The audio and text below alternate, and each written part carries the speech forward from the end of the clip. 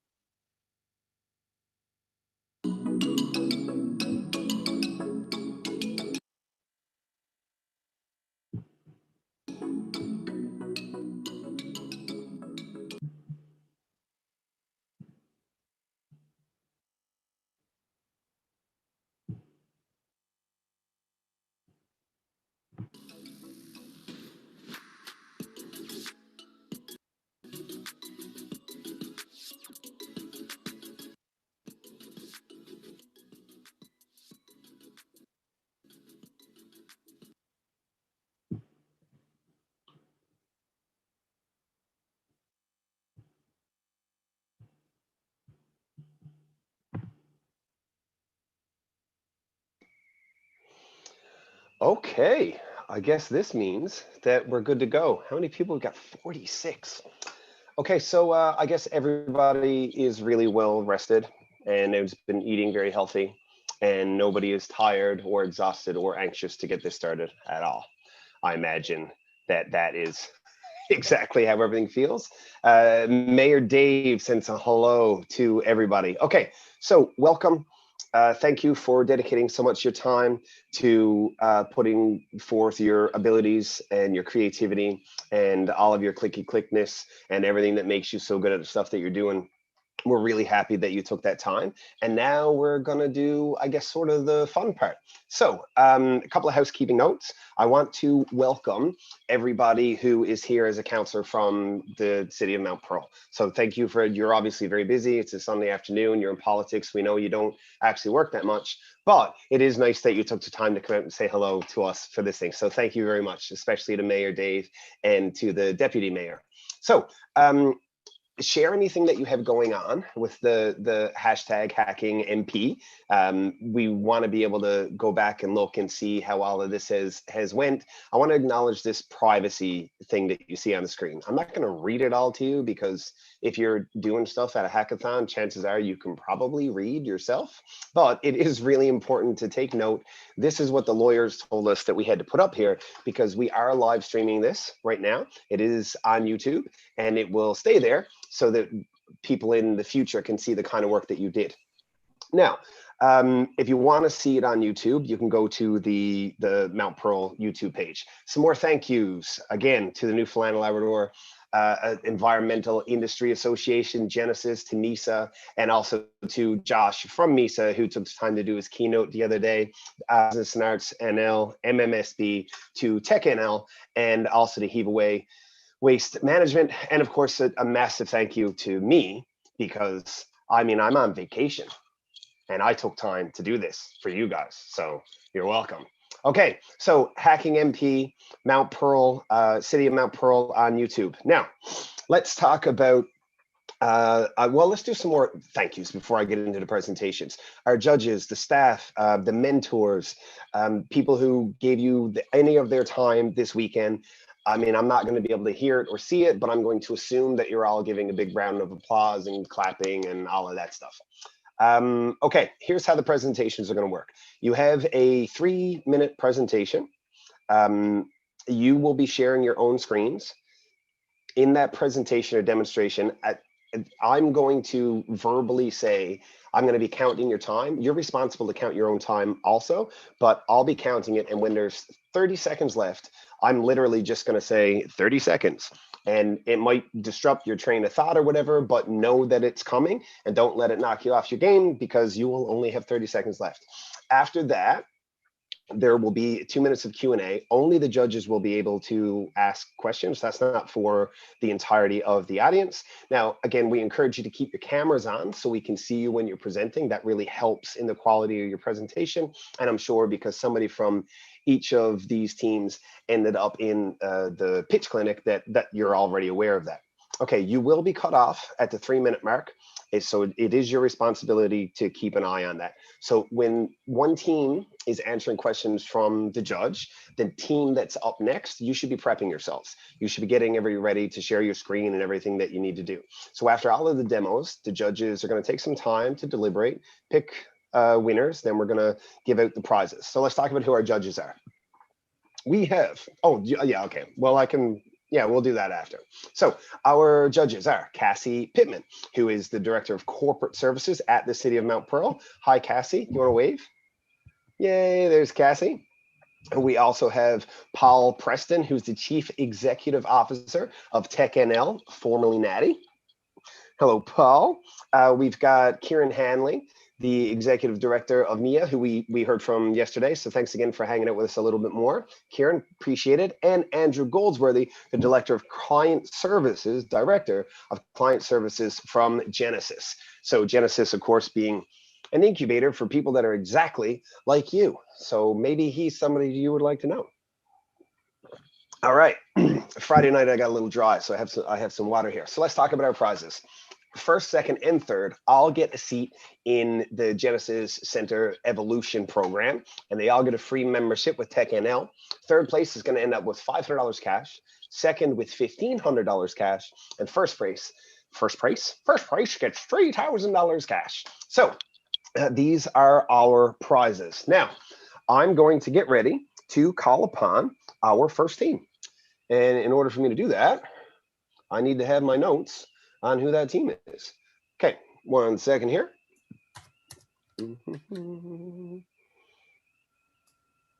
So, I mean, you guys already know these things because it's already been given to you. And it has been given to me too, but for whatever reason, I can't find it. There we go. Maybe it's in the email that I just got. Thank you very, very much. That makes things a lot less awkward. Okay, so up first, we have team name 3F Planet. So 3F Planet, you should be getting yourselves ready to share your screen. I'm going to get my timer going. And I won't give you like a big loud or anything like that, but it is important that you pay attention to the 3 minutes. And I will let you know when it is your time to go. So if I could get everybody else to if you're not presenting, to mute yourselves, unless you're me, and turn off your cameras.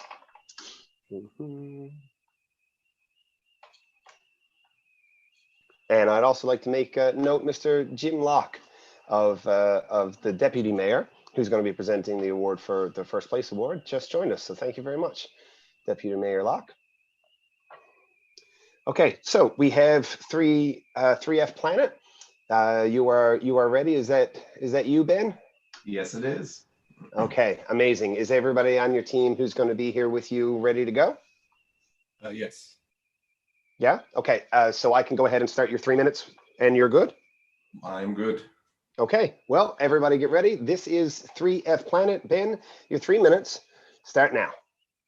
Welcome, everyone. My name is Ben Wiper, and I'm introducing the Bioenergy Power Station, or BPS, an innovative, scalable waste recovery system that can convert any organic waste stream into green, clean bioenergy in a place like the Donovan Business Park.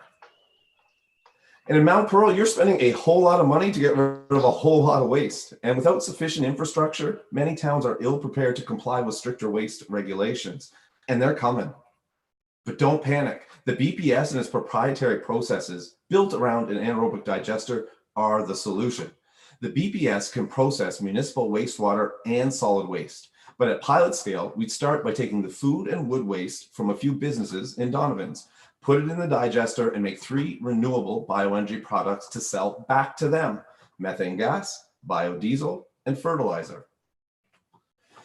The value we provide is the efficient diversion of high volumes of organics from landfill and conversion into the direct and tangible socioeconomic benefits associated with clean, affordable energy, like a growing tax base and budget savings. Now let's look at the interplay between the stakeholders.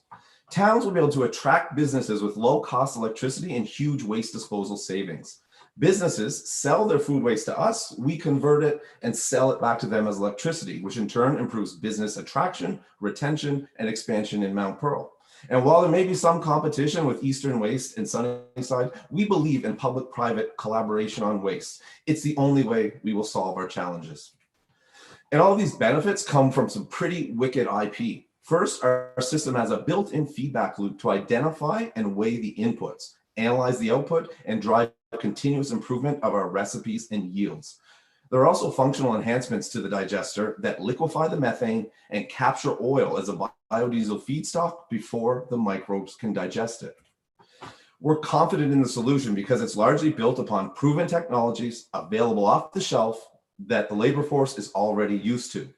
Our solution also ticks the boxes for government priorities at all levels, allowing BPS and Mount Pearl to leverage grants for implementation. And it's financially feasible too. As we move towards higher value applications and processing volumes rise, we actually generate higher margins on higher volumes.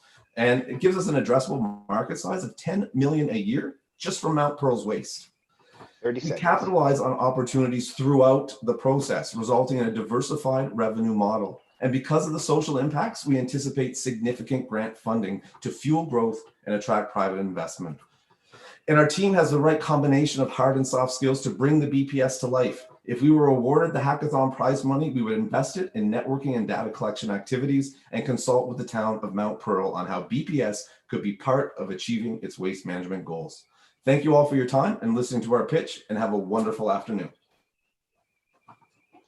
Thank you very much, Ben and 3F Planet. Thank you, sir. Now, your judges, if you would care to unmute yourself,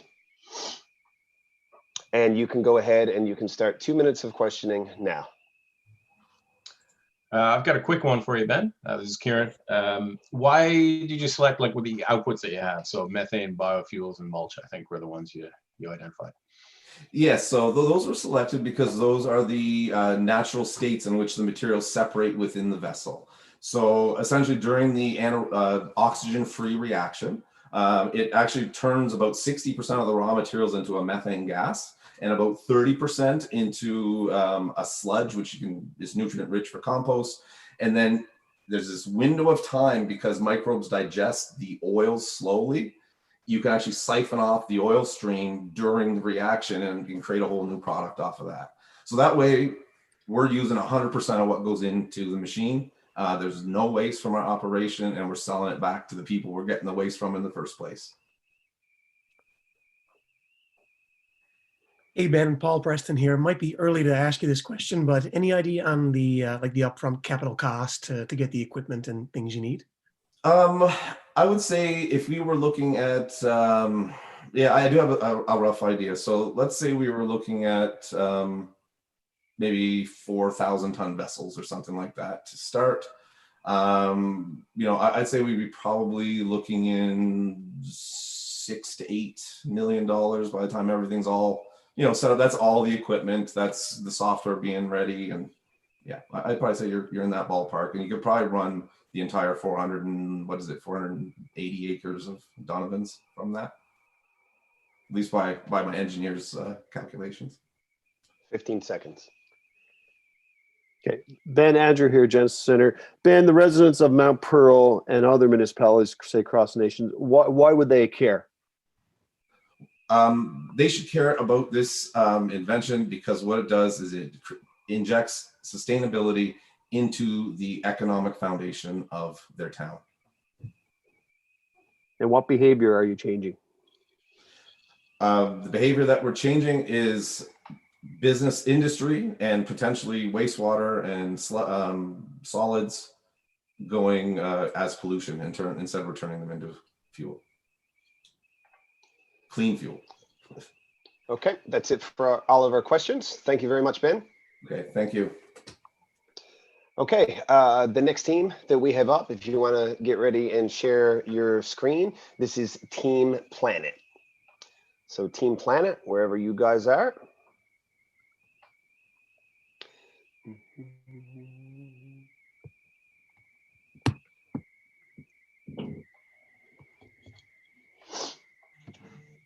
So again, if everybody else, if you are not me or presenting from Team Planet, if you could turn off your screens and your cameras and your mics, rather. And now it's a good chance for me while we're waiting for the guys to get ready here. Just a quick shout out specifically. I mentioned that we're really appreciative of our counselors coming in and being around. So Counselor Isabel Fry, hello to you. Also to Bill Antle and to Lucy Stoyles. Y'all are deadly. Thanks for coming out. Okay, are you ready, sir? Yeah. Yeah, okay. And everyone who you need is here? Yeah. Okay, your 3 minutes begins now. So welcome everyone today to our presentation. My name is Tommy and I'm presenting on behalf of Team Planet. So we're talking about reducing household food waste in Mount Pearl, but in general, we're in Canada as well. So welcome to the world of food waste. What is food waste? Well, we know food waste is the loss of food intended for human consumption. Why is this bad? It has many negative effects. So the main one, the eye catcher, is annually $30 billion worth of food is wasted every year among Canadian households. And what's the common reason for this? Well, food illiteracy. Now, food illiteracy is an umbrella term. If you break it down, it's the communication within the household. So you're not talking to the person in your house. You also have not planning your groceries properly, not knowing how much you have, and not knowing how to cook. And there's so many other things, but these are some of the main issues. Now, what's our solution for that? Well, our solution is easy, simple, fast, and all what you need to do is have a phone or have access to the internet. So we have built a very wonderful food inventory management system. Right now, it has 3 main features, but we can always improve on that, scale it up. So we have a grocery list, so you don't need to write it on your phone. You can use it in our app. We have a recipe maker or planner, so you don't know the foods to make. You can go to our app and find your recipes.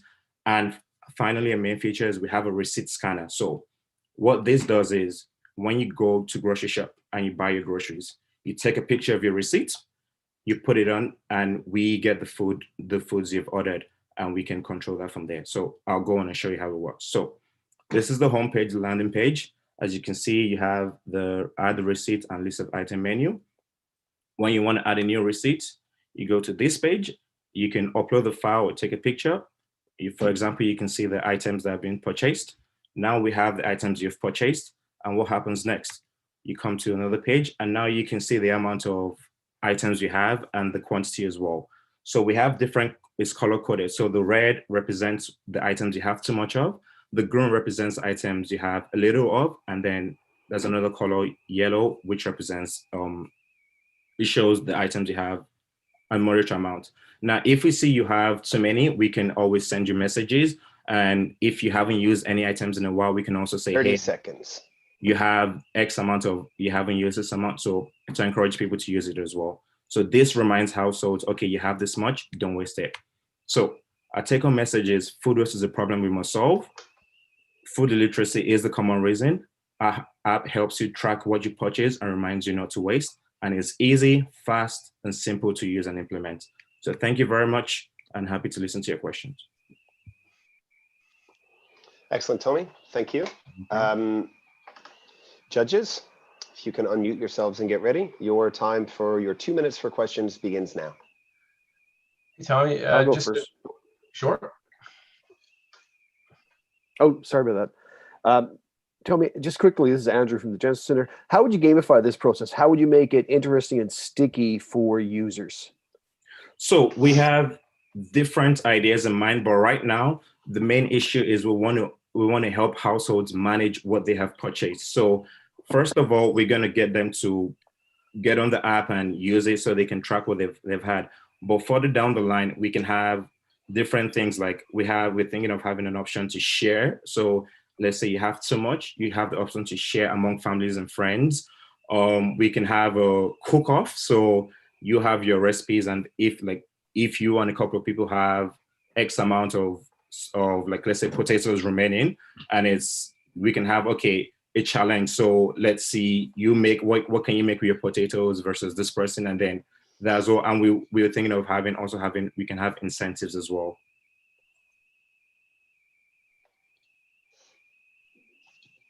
Hey, Tommy, can I ask you a question? Have you, just on that, have you considered sharing your list with like friends or family that you could potentially share food items with? Yeah. To trade back and forth. To trade back reports? Like, have you considered like the next evolution? Like you said, not just gaming, but could you kind of create like a food recycle within your own group of? Yeah. So what we plan on doing is we can merge it with your contact list. So you can say, okay, I can share X, okay, oh, hey, person, I have this amount of food. Do you want it? So it would be like a pretext. It will be a pretext. So you can share with families, friends, anyone you want. And you also have options on sharing it on social media as well. Okay, cool. Thanks. No problem. Okay, thank you very much. Judges, Tommy, well done, sir. Thank you very much. Greatly appreciated. No problem. And our next crew, if you could go ahead and get yourselves ready, this would be the Gros Morne gang. Hi, can you? Yes, we are. Yeah. Hear us? Yes. Yeah. Perfect. Are you ready? Yeah, we are ready. Yeah. Okay. You're all set. Do you have are you sharing your screen? Do you want to get lined up first, or are you good to go? We're good to go now. Okay. Your 3 minutes begins now. Good afternoon, everyone. My name is Harris Mubashir, and our team has come up with an idea to improve plastic and packaging separation using an app we call Rec Pro. The problem statement is the inaccuracy of sorting due to it causes up to 25% of recycle getting rejected every year, and a lack of incentive for people to put effort into recycling, especially those who are not as environmentally conscious. So we are looking to improve this. So Ali would just take you through the steps, the demo for the app. So the app we are providing is having like 3 main category for now. For the first one, people will know which part of what item goes where. They have 3 items. They have 3 sections. They can search it. They can use a barcode, and the barcode will tell them what is the material. And based on the item, it will tell them by part where it goes. And also, they can use the image recognition. They can take a picture of the item, and based on the item, it can tell them by part which part of the item goes where. And in the weekly recycle, they can see the schedule, and every week they can enter how many bags they are putting out. They can take a picture of that, and then we will confirm they have done that, and then they will get rewards and points based on their individual recycle and based on the area recycle that they have. So we did an analysis of the competitors, and there are municipalities and cities across Canada which have apps which have limited features like Curbit, Van Collect, Two Waste, and etc. They don't have barcode scanning, and it's very cumbersome to type it in and find items, which is time consuming. People don't like it. And image search doesn't exist, which is an important feature. We did do an analysis and found in Italy, there's an app that does offer 2 other features that we offer, but it's not available in Canada, and it doesn't provide an incentive, which is a major differentiating feature for our app, Rec Pro. This app is a proof of concept for us because it is very popular. Seems they have downloads and they have good rating, but we offer rewards like air miles, and we offer better image recognition than what Junker offers. How are we going to give the revenue? We analyzed the 2017 Mount Pearl data, and we figure by 30% increase in recycling and 10% reduction in rejected recycling, we can give savings of 15,781, and we can also have ad revenues that can give us 10% revenue of 26,000. And as we spread across the Canada, we'll have more revenues and we can make more money. So thank you, and we're open for questions now. Thank you very much, gentlemen. Greatly appreciated. And your 2 minutes for questioning, if you want to turn your mics back on. Guys, that begins now. I have a question about the incentives. I'm just wondering if your vision is that, because you mentioned things like air miles, but theoretically, is your vision that the points would be managed within the app? So I guess I'm trying to figure out from an administration perspective, how would we administer the points? So we figured that we can offer a number of rewards through the app. We can offer them different items which can help them with recycle. We can also have different point systems. We can collaborate with for a loyalty point system like air miles, or we can also figure a system to give them rewards based on items that help with recycle. So it would be managed through the app, and we also have an option to collaborate with point programs like air miles or Everplan. Okay, thank you.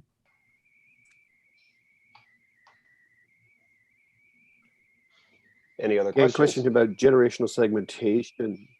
Yeah, question about generational segmentation. A majority of households, say Newfoundland, are actually owned by older individuals who are not necessarily so tech savvy. How would you address that challenge?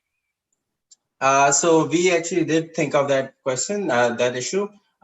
We figure based on our analysis, there's like 70% which lie between people lie between 65 and 15-year-old, which would be our main segment. But the points we feel are also would get people who are in the older age group interested in using our app. It is becoming more popular with that age segment.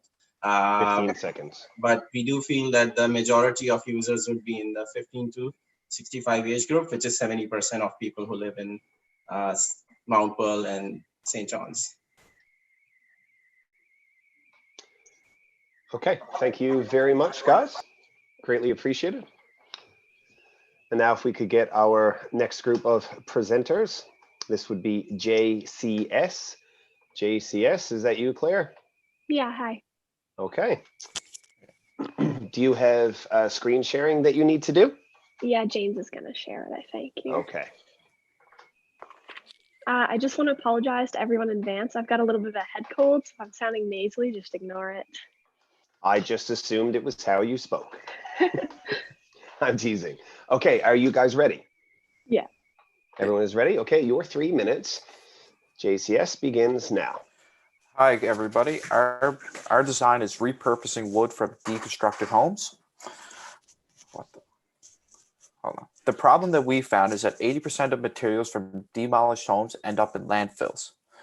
Loss of space in landfills, which due to demolished homes, it leads to increased landfills, which means we need to build more landfills, and this harms the environment through pollutions. Our solution is, our goal is to reduce this waste by 50% using new technologies such as wood sorting machines in hopes to minimize the waste in our landfills. As you can see in our pie charts, our current waste, we waste 80% when we tear down a home, and we can only reach 20%, but our projected goal is we want to be able to use 65% of this waste. So our process, we want to collect wood from deconstructed building sites and sort it for repurpose so that it avoids the landfill.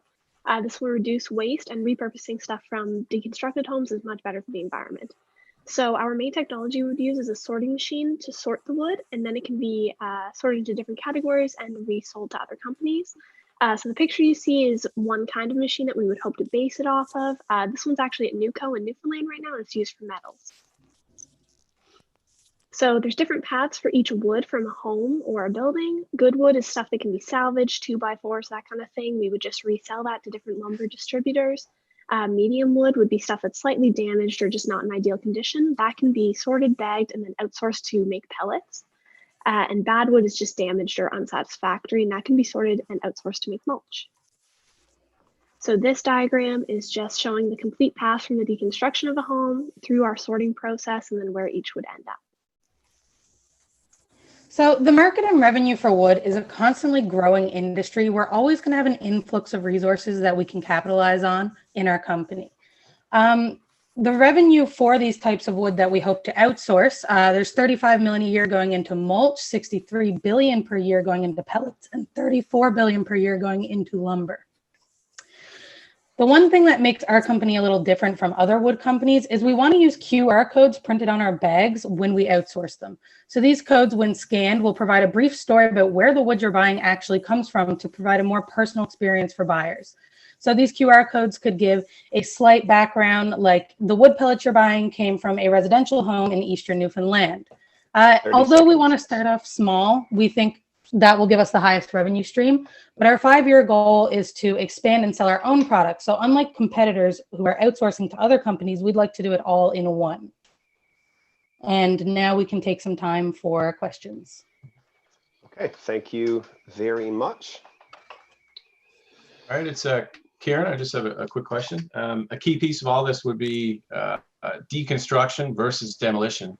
I just wanted to get a sense how you think that's going to happen and how you get people to do that.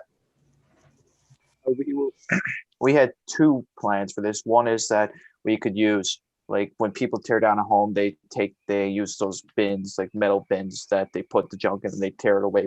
We would collect those, then we'd sort all the wood, or we would have a separate business on the side, a sub business of this business, and we'd do the deconstruction of the homes ourselves and transfer it to our facilities.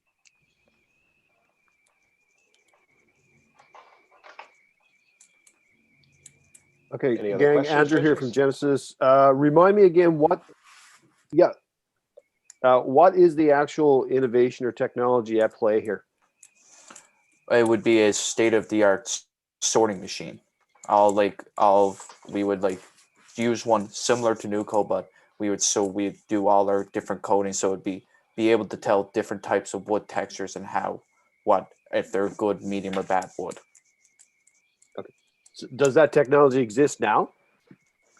Through our research, the only ones we know of are ones that are metal. Just metal, being able to tell if there's metal in wood, like metal studs. Okay. 30 seconds.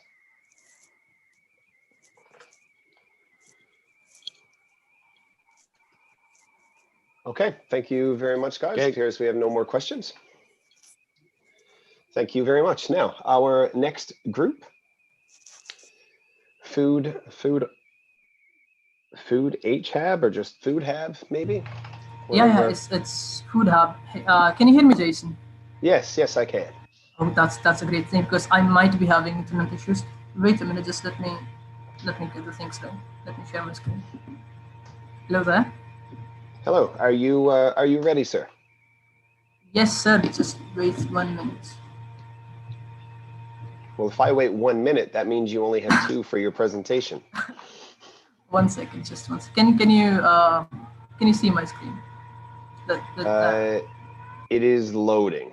There we go. We have your screen. Okay. Start the timer. All right. Your 3 minutes begins now.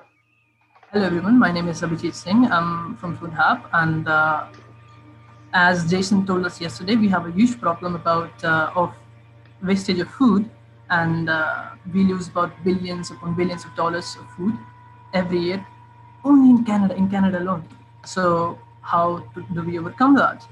Well, the solution is FoodHaB. It is an app that we created, me and my friends. It works by pattern recognition, and it recognizes the behavior of users. So let's say you normally order X portion of food, and you eat only 70% of it, and you throw away 30%. So it recognizes that behavior, that on an everyday basis, how much food do you waste. And I'll show you in a minute how it works. So basically, it asks you how hungry you are. So, and it asks you what do you want to eat. And if, let's say, we click on pasta, we are very hungry and we click on pasta, it shows us the nutrition information of pasta. And it also shows us that based on our past behavior, we usually eat 3/4 bowl of a pasta, not the whole bowl. So it tells you that don't make 1.5 bowl of pasta, because that's going to go to waste, and that's stupid. So yeah, and you can also check your progress, and it quantifies your progress. So let's say each week you reduce your food wastage by this much and that much and that much and that much and that much in percentage. And then it asks you for recording data. Obviously, it wouldn't work otherwise. How much pasta did you cook today? Let's say 1 bowl. How much did you eat today? Let's say half bowl. So we threw away like half of it, and it records that. And it shows you that what your current food habit of wasting food is, how compared to what it was initially. We have a video of it. I don't think we have much time to show you, but yeah, that's how it works. Easy, simple, you just click and it does everything for you. Next, what are the benefits? We reduce food wastage, and by doing so, we save a lot of money on a personal consumer level. We reduce world's hunger index. 30 seconds. And consumer can learn their eating patterns. The market is huge. It's a $1 billion market only in US, and in the next 5 years, it's set to become 5 to 6 times larger. There is no competition. I would say that because yesterday somebody was telling that if you actually change consumer behavior, there is no competition, and that's what we are actually trying to do, and that's what we were appreciated on by mostly 5 or 6 members that we talked to. The revenue streams, it's a free app so that it's accessible to everyone. Later on, we can do in-app adverts. We can license it to companies like Uber Eats. We can sell data to multiple firms because data Thank you, Mr. Singh. Okay. That is your time. Okay. Okay, sir. Thank you very much. Judges, if you can unmute yourselves, if you have any questions, you can start that now. Yeah, Ajit, it's Paul here. I'm just wondering how you think you could encourage people to get, I mean, I know saving money is part of the option here. How would you encourage people to use the app? How would you get them to be sticky? Okay. So, sir, the main selling point here is that, first of all, it's free. Second of all, it tells you about nutrition info. Like we want to integrate it with diet apps, which tells you information about calories. So example, for people who want to lose weight, people who want to gain weight, people who want to gain muscle, people who have certain specialized diets like keto diet, paleo diet, and people with, let's say, diabetes who need to check what they eat and how much they eat and what type of food they eat. We want to integrate it with such sort of apps. And there's a huge number of people who use these sort of apps, and that's what we're trying to do. It saves money, and the point that I just said. It saves Earth too, so like win-win for everyone. Okay, gang, Andrew here from Genesis. So any app, first download, tell me how you're going to retain users, because the tendency with apps, people do download them, but then they just sit on it, don't do anything, and it just dies. So how would you retain your users? Yes, sir. So as I said, people who need to have such apps, for like example, for you want to lose weight, you don't lose weight in a single day. You want to gain weight, you don't gain weight in a single day. Nothing of these the things that I told the person just now, like it doesn't happen in a single day. And can I also add into that?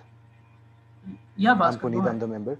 So we actually have integrated a leaderboard in the app that would compete, that would force user, at least motivate users to compete with each other on who saves higher amount of kilocalories of food and higher amount of money as well. So that should be at least sort of interesting to users as well. I completely forgot about that. Thank you, man. Okay, that is 2 minutes. Thank you very much, gentlemen. Well done. Thank you so much. Okay. Now, our next team, if you can go ahead and show us yourselves, and if everyone else would go ahead and mute themselves, turn off their videos. This is Hex Dump. Yeah, that's us. Hello. I'm not able to share my screen. You have a... if you could look after that, Brandon. I think someone has to stop sharing first. Yeah, someone is still sharing the screen.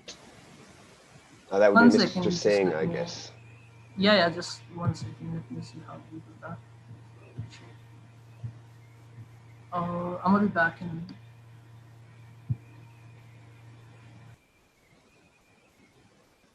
I try now, Mohammed. Yeah, thank you. give it a shot. There we go. All right. Hex Dump, are you prepared to go? Yes, we are. Yes, we are. Okay, your 3 minutes begins now. Hello, everyone. We're Hex Dump. My name is Mohammed. And my name is Hazem. And today we've decided to focus on CRD waste, and here's why. We noticed that CRD waste is significant not only in Newfoundland, but worldwide. We also noticed that a lot of CRD waste, like wood, for example, holds significant value and can easily be reused. In addition, in 2018, only 17% of wood waste has been recycled. Therefore, we decided to focus on optimizing the reusability of CRD waste. Next, we decided that we want a solution that everybody can participate in to increase effectiveness. So we redefined our problem. How do we use technology to motivate people to practice reusability and reduce waste? So then we looked at what motivates people: money and time. If we can bring benefit into these two areas and at the same time increase reusability and reduce waste, we've hit the jackpot. To introduce our solution, let's meet Johnny. Johnny's a handyman and he's built this shed. However, he's left with some scrap wood that he can't keep. Johnny has two options. He can call a service that will get rid of the wood, which will cost him money, or he can take the wood himself to a dump yard or a landfill, which will cost him time. Lucky for Johnny, he discovered ScrapShare. We have developed a web application that allows people like Johnny create advertisement for scrap raw material for other people to pick up for free. Let's show you what that looks like. Johnny can go on our interactive map application. He can go post an ad, he can add a title, add a description. He can check the category. He can upload a picture if he likes. He can set the pickup location, the date, the time, and he can post the ad. And now the ad has appeared here. We'll get back to this in a second. Now let's meet Lindsay. Lindsay is thinking about building a house for her dog, so she goes on Home Depot to browse for wood options. However, she notices that wood size is standardized and she will most likely end up paying for more when what she actually needs. Lucky for her, she discovers ScrapShare and she stumbles upon Johnny's ad, which meets her requirement of what she actually needs. She hits request pickup, and just like that, a notification has been sent to Johnny for someone to actually pick up the wood. For our competition analysis, after a brief analysis, we found that our biggest two competitors are Facebook Marketplace and Kijiji, where people can already list things for free. However, our advantage is that we're focused on the service. Our customers will use ScrapShare to only post free reusable raw material 30 seconds with a simple and interactive user interface. The great thing about a pure software solution is that costs are minimal. Here we can see some annual real research costs. To say the least, the app can pay for itself just by running Google AdSense for ad revenue. Some next steps moving forward that we might need help with is to validate and add more categories to the app, where people can post free appliances, apparel, and furniture, all in efforts to increase reusability and reduce waste. Also, in the past 24 hours, we have not only built a web application, but we also made a phone application. Thank you for your time, and we can take some questions now. We'll be happy to take some questions. Okay, thank you very much, gentlemen. Judges, if you are there, you can unmute and you have 2 minutes beginning now. I have a quick question about privacy. This is interesting. I'm just wondering if you have any concerns around privacy related to setting the pickup times and the addresses and sharing that information within the app? Definitely, I'll be happy to answer that. So we actually do have some advantages compared to Facebook, for example, or Kijiji, where they actually log user data and even push or use your data to sell it to advertisers. What we actually thought of is we do not actually require any login information for our users. And as for setting the pickup location, you can actually specify a radius of where your the actual location is, so that then when you get in contact with the person, only that person, you provide your actual location or where the scrap wood can be picked up. And might not even necessary to have contact between the two people, since it's going to be free material. So it could be placed somewhere and whoever is picking up the material can just roll by and pick it up. Right, great, thanks. Thank you. Team, Andrew here from Genesis. Your point of differentiation, you said based on service. Remind me again what your business model, how do you make money? Yeah, so as we showed in a previous slide, we showed that our costs are very minimal. our domain name with scrap share costs $1.50, and our hosting, we can get it as low as $12 a year. How we can, like, the app can pay for itself just by running Google AdSense, which is running ads on the website itself, and that generates money to pay for the website and provide profit. So the platform itself is going to be, it's a free platform for the users, Yes. correct? Okay. Yes, it's a free platform. Yes. Yeah, that's one of our biggest incentives for people to actually use it, is to provide a free application. People can just go on and post whatever raw material they don't need anymore. How would you integrate this into, say, the city of Mount Pearl? How could the city of Mount Pearl as a municipality benefit from this? Well, we're reducing waste by increasing reusability. So people can actually, like, if they have, like, as we showed an example of Johnny where he has extra scrap wood, he can put an ad, and instead of him throwing that wood away to a dump yard or calling the service to come take it, someone else can take use of it, and we can increase the lifespan of that wood, and that will help the overall goal of helping the environment and reducing the waste. Okay, thank you, Hex Dump. That is your time. Thank you. Now we have Food Race NL. If you guys could unshare, and then so Food Race could share.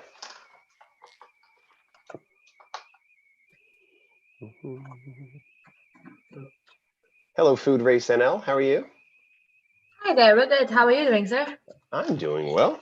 Are you ready? Do you have to screen share or anything? Are you good to go as is? Oh no, we have to screen share. Just give me a moment. I'll just test it out. Yes, yep, sure.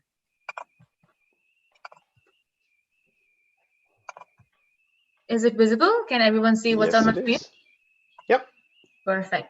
I can Are start. you ready? You can say go, sir. Okay, your 3 minutes begins now. Perfect. So hi everyone. I'm talking here on behalf of Food Race NL. We have decided to tackle the issue of food wastage in Canada. During our research, we found out that 33% of the food either manufactured or imported into the country goes to waste, and a large percent of it is in household usage and restaurants. Our solution for it is an app. It's called Foodscape. This app can be used in a household level, in a retail level, or by large-scale consumers like restaurants. In a household level, it's going to be more of community sharing, where the app can show you push notifications about your food's going to expire, and if you would like, you can just, if you know you're not going to consume the food, you can connect with other people in the community who either need the food and you can sell or donate. We think every household should have this app because 2.2 million tons of edible food is wasted every single year. So it helps you keep track of your groceries, lets you know when your food's going to expire, and just expands the food network in the country. Apart from that, large-scale consumers and retailers can also use this app. It helps connect retailers with the large-scale consumers in the aspect that if the retailers have a lot of food product that they know they cannot sell and is going to go bad soon, they can just sell it off to these people at a lower price. Additionally, restaurants can also sell products, food that they have produced that is not selling fast in the restaurant but is still good, to other charities, or can just donate it to any shelter. Now going into the financial matters, we will be financially funded by monthly subscriptions from our retailers and advertisements and collaboration with our delivery services. Additionally, we also have a premium portal which would give us a subscription fee. We think this app would really pick up because we created a mock-up based on our app and we just showed it around, and it was received quite well. Apart from that, we spoke to our mentors and they also said that they like the idea of the app. It's feasible, it's simple, neat, clean, and feasible in the sense that there isn't much to think about it. Apart from that, for big shot retailers, it would help them increase their ESG score, which would really make them look good in the aspects of investment and really help them find future investors. Our competition we found on the internet, whatever we could research up, was Food Rescue and Beep app. As you can see in the table here, we provide a lot more than both 30 these seconds. apps. Sure. Additionally, we also I just like to show you the quick mock-up of the app we have made. It is in no way functional. It's just to show you the workflow of the app itself. So you can log in and sign up, and then you can just go and check your purchases right here. and it can just tell you that your product's going to expire. Do you want to edit or sell or just donate and things like that? And it just gives you a portal.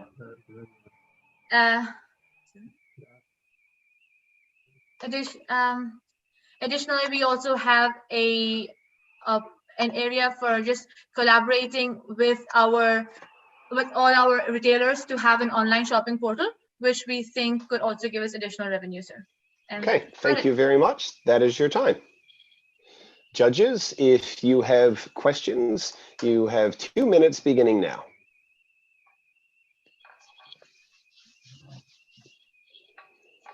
Hey, it's Kieran.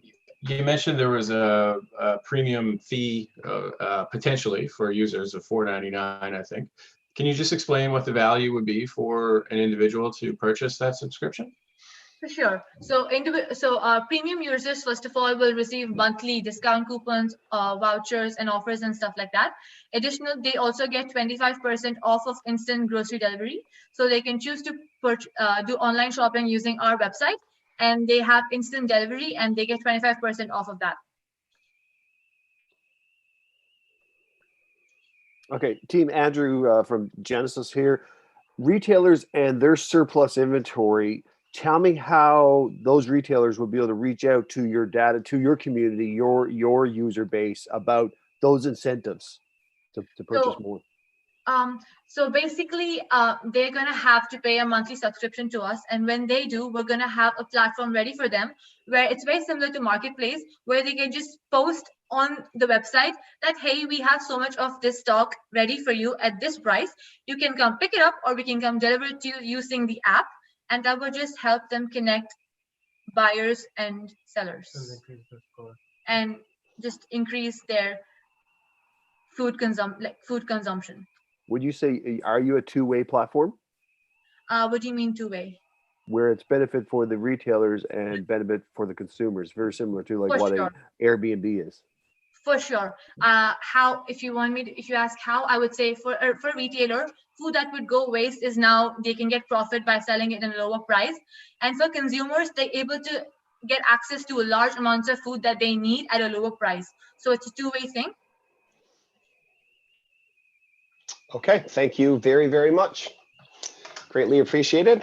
We're going to do one more presentation now that'll bring us halfway through.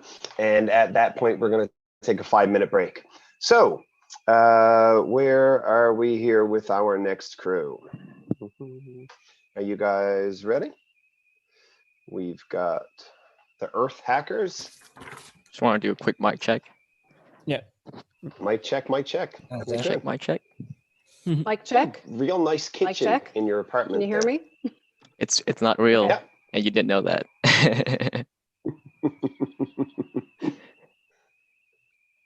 Okay, are you ready, Earth Hackers? Yes. We are. So yeah. Okay, your 3 minutes begins now. Have you ever thrown out food? Well, you're not alone. Our team surveyed 100 individuals, and out of these participants, 45% said that they throw out leftovers and expired food. 33% of people said they purchase more than they consume. And the data also was quite horrifying because in the landfill, there's about 155 metric tons of organic waste, which is thrown each year. And a lot of that is coming from individual households. So to tackle the problem, we thought of handling it at the household level. So we decided to create an app for your grocery management at your household level. So we focus on making Eden really user-friendly and leveraging PayWave or NFC technology. When you're at the grocery store, all you have to do is tap your phone at the checkout.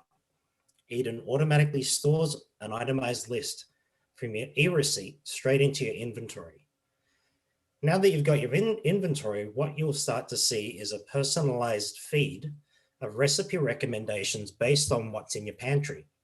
And it prioritizes it by the ingredients that are expiring first, such as leftovers. Over time, we'll have longitudinal data on your food preferences and historical carbon footprints. Once Once that happens, your carbon footprint will update on the graph on the main page. You'll earn a badge and can you share on Facebook with all of your friends. Thanks. So now you may be wondering, what makes us different than other apps? To answer this question, we look at the most popular apps under the category of grocery tracking. We are the only app that focuses on reducing food wastage by gamifying it. Also, we make it easy and effortless to add groceries to the virtual inventory, either through tap, taking a picture of the receipt, or speaking to your phone. So to determine our market, we looked at households where consumers with at least one family member shops for groceries. The target market is based on 3% of the available market. Here you see the 6,590. Out of this market, our customers are individuals who use smartphones, who are environmentally conscious individuals, save money and reduce time. Over the last 2 days, we've tried over 15 of our competitors' app. And the reason why our experience with them was so poor is because they put everything behind a paywall. So we strongly believe that by opting for a freemium model, we'll be able to give our customers the best experience on our app. And we're a team of diverse individuals from diverse backgrounds, from entrepreneurs to software engineers and mathematicians. And over the last 2 days, we've been able to put together 50,000 recipes database in just 2 days. Finally, we would like to ask the local municipality to help us partner with a grocery supplier. Thank you for your time, and we look forward to collaborate with Genesis. Okay, thank you very much. So, go ahead with your questions, judges. Yeah, just quickly wondering how much time you think you would need to build out a proper prototype of something like that. Probably a good idea as part of the Genesis program, like eight weeks. We've already started building out the recipes database and back-end API calls. So we really just need to focus on the front end at this point.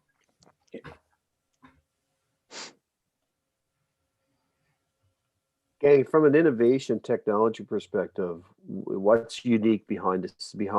Say, once you start peeling it back, what's a uniqueness? Is there an innovation, an algorithm that's going to be unique to your technology? Yeah, so we're going to have AI-based recommendation engines that we would have to populate. The other really unique thing about it is that nobody is capturing data like an e-receipt through PayWave or NFC or near field chip. Yep. Tell me on that point, how do you basically make this super easy for the end user to basically instant gratification, instant value? You basically, when you're paying for your groceries, you walk up and tap. And it automatically scans the receipt, which gives you meal prep recommendations.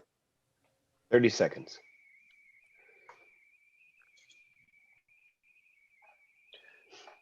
Gang, you said you surveyed 100 potential end users. What was their feedback? 45% of the end users said that they threw out leftovers and that they bought too many groceries that they didn't consume. So we validated the use cases before we actually started thinking about building a solution. That's your time. Thank you very much, Earth Hackers. Greatly appreciate it. So as I announced previous to this presentation, we're going to take 5 minutes now, and then when we come back, we'll have our 9th team that I'm going to pronounce incorrectly, Eotines or whatever it is. You'll tell me what it's right when you get here. So we're going to have 5 minutes, a little bit of a break, and we will be back in a moment. Thanks.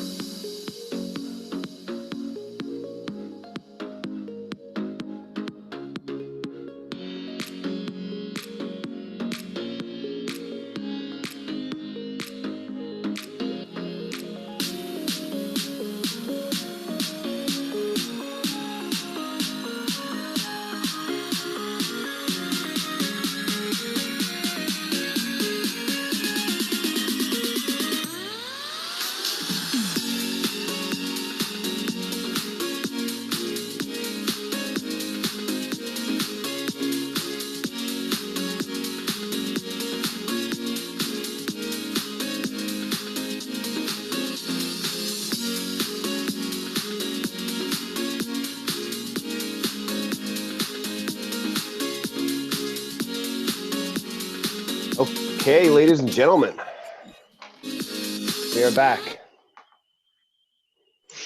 We are back. That is your 5 minutes. So, we are our next team? How badly did I butcher your name?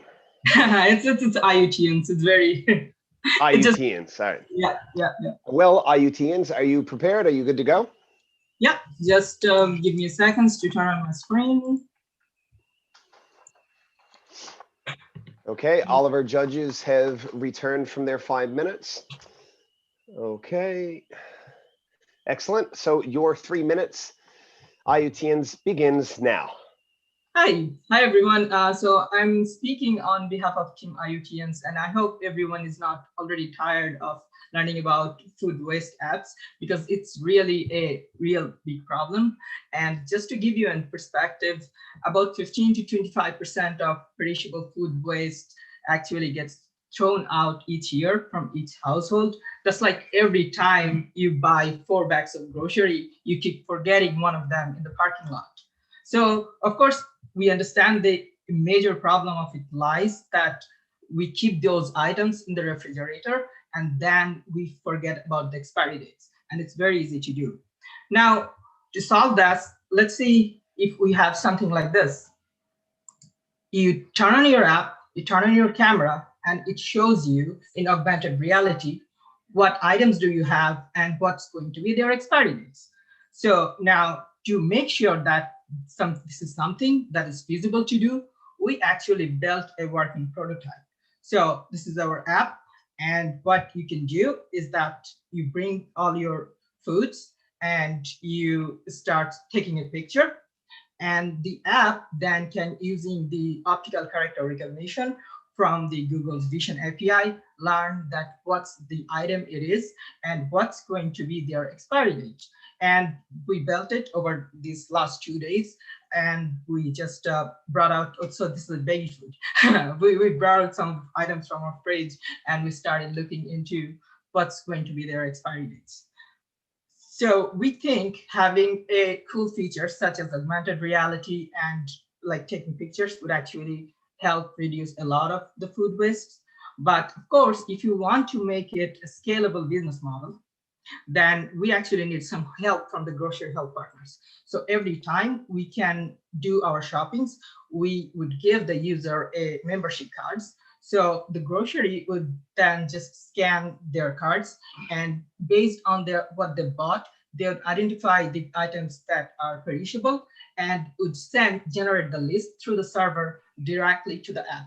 So in the morning, you can just come down and you can just turn on your camera, look into your fridge, and you can see what items you have and when they're going to expire. It can also send you notifications that, well, these are items you're going to expire today, or maybe 30 seconds.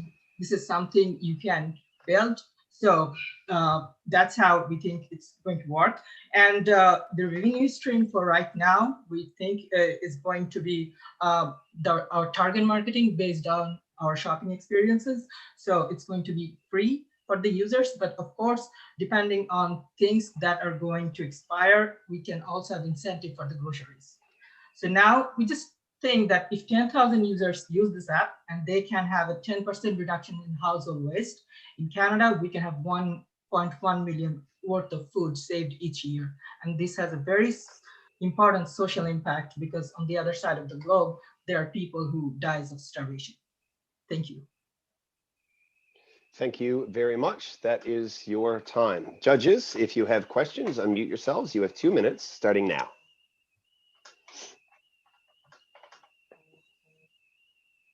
Hey, I'm just wondering if you could give me a sense again on where the revenue is going to come from. So the revenue stream right now would be based on ads. So we know that this user buys this type of food, and then we can have a target marketing, and the ad would be based on that, based on his shopping data or what she likes to use. But as I said, this has an incentive for the groceries, because the groceries also sells the data. So if something becomes close to the expiry date, there could be a notification that the grocery could sell, well, we have these items are on sale or they're going to expire, then you can use that as well. So is the idea then that maybe the grocer could push coupons to the end user? Is that like the motivation for the retailer? Yep. Okay, thank you. Gang, what type of data play are you envisioning behind the scenes, becoming an aggregator of what type of data here? It's actually the expiration date and the name of the item. Name of the item. So uniquely identify name of the item. So we are hoping that our collaborative grocery partners can provide a standard way of those data to our system so that we can notify the users daily or based on their schedule to notify them what's product going to expire, and based on that they can act on it. And in that case, we have a less user interaction as well, because usually people are lazy and don't want to do anything. Who on the team is who's your AR expert? Actually, so yeah, it's mostly. Okay, good. Again, remind me again, what's the value proposition here? So the value proposition is that it's a very cool feature. You can just turn on your camera in your fridge and look in the AR that this is the things that are going to expire, and it's free. You don't have to do much, you don't have to manually input every item. Right now, you have to take pictures, but on the long run, we see that if the grocery clerk can actually just provide the name of the item and their expiration date, which they have because they have an inventory management system, so they can actually, you just get the notification by itself. Okay, thank you very much, team. Greatly appreciated. Thank you, judges. Thank you. You can unshare your screen, so to speak, and we will get ready for our next team. And I'm just a fan of the name Fugal. I just think Fugal is. I think we should just give them the money for Fugal. Like, is that okay? Is that fine? Like, they're using the colors and everything. No, that's not how it works. All right. Okay, Fugal, where are you? Hi, we're over here. I'm staying in Are 7. you ready to go? Yeah, we're ready to go whenever you are. Okay, your 3 minutes begins now. All right, thank you. So my name is Harris. We have Nana over here. We're presenting today Fugal. So it's a food for Google, actually. So current issue, what is the current issue? So most of the most of the wastage in the landfills, which is 30%, is food wastage, which is coming from food chains, restaurants, and consumers. And it's directly going to the landfill itself. And that's creating a lot of methane gases, CO2 gas emissions, and we have a limited amount of landfill space. So why not utilize this in a much better way? So, and that's where we come in, Fugal. We're a connector system between the local restaurants, food chains, local farmers, facilities itself to make efficient use of food wastage. Our solution is in web app and mobile apps, which is a connector system like I talked about. Users will be able to connect. Users will be able to input through our image recognition system the food wastage that they're doing, and also they'll be able to input their receipts when they're buying food. So in the end, we will be able to know input and output, and we'll be able to connect that using a recommendation system to provide what should they be buying and what should they be eliminating from the diet, the food itself. What are the incentives for them? So for the local restaurants itself, the incentives would be we'll be providing them ad discounts to provide their ads on our platform. For the individual Hive household itself, they'll be able to redeem for coupons from these local restaurants when they're earning the points from composting itself. So let's move to the live demo itself. We have the live demo over here. So let's log in. Once we log in, we'll be able to see the map itself, which you'll be able to see the local composters. You'll be able to select individual user, and you'll be able to email them and see what kind of food they have, what kind of wastage they have, and then go collect it. At the bottom, you can also see point system, and they can redeem points and see their compost history. Let's just move back to demo, the presentation. So what about the revenue itself? So we are a social company. So in terms of the revenue itself, we'll be making money through advertisements from the local restaurants itself, and we'll be sustaining ourselves through the government incentives, and we'll be having a subscriptions-based system from the consumer itself. So the consumer itself will be able to subscribe for our platform for the recommendation system itself. The rest of the app is free. So the recommendation app will provide them feedback on what they should be buying and not buying. In the long term, it will save them money than actually what they're spending. Our app is on Android and 30 seconds. and our modular design is very adaptable and will be improving our image recognition system and deep learning algorithm for our recommender system for that food wastage. Our deployment plan, our connector system will be available by the end of the March, and the second phase would be our recommender system by the end of June, which will be in production. Our team consists of Nana and myself. We have a diverse set of expertise to actually push this to production by the end of June. We'll need more people by the end of it for sure. But anyways, that's about it. Thank you very much. Any questions? Excellent. Thank you, gentlemen. Judges, if you have questions, 2 minutes of that can start right now. Hey guys, just wondering if you can comment on how you would encourage people to get onto the app, how you encourage businesses to get onto the app. What's going to be, I guess, your marketing strategy around that? Right, so that would be the incentive system itself. The individual households will have coupons. They'll be earning points to redeem at the local restaurant so they can buy food for free. For the businesses itself, they can put advertisements on our platform, so they're just increasing their presence itself. So gang, Fugal, when I think top of mind recognition, what's the first thing you want popping into my head? What was that again? Sorry, I couldn't understand. Fugal as a brand. Yes. What is it you want to, for top of mind recognition, what words or what do you want to own in my head as a buying category? Wow. So the idea is to connect all different sources. So we have restaurants, consumers, and we also have facilities, what do you call them? Composting facilities, as well as gardeners and farmers. So we want to create this word of communications between all these people, and that's what we want people to think when they think of food. We might get sued by Google later on, but we're hoping not.